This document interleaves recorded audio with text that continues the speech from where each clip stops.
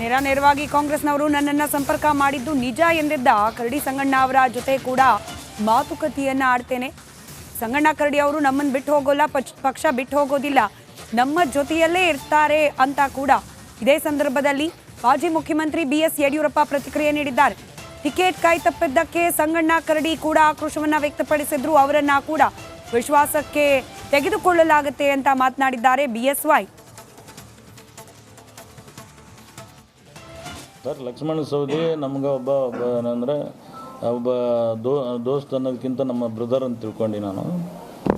ಅವರು ನನಗೆ ಫೋನ್ ಮಾಡಿ ಕೇಳಿದ್ದಾರೆ. ಕೇಳಿದ್ದೇನೆಂದರೆ ಹಿಂಗಾಗಬಾರ್ದಾಗಿತ್ತು, ನಿನಗೆ ಅನ್ಯಾಯ ಆಯ್ತು ಅಂತ ಕೇಳಿದ್ದಾರೆ.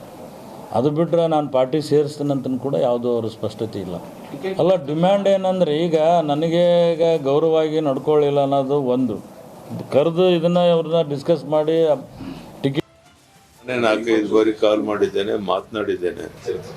ನನಗನ್ಸುತ್ತೆ ಕರಡಿ ಸಂಗಣ್ಣ ಅವರು ನಮ್ಮ ನಿಷ್ಠಾವಂತ ಪಕ್ಷದ ಮುಖಂಡರು.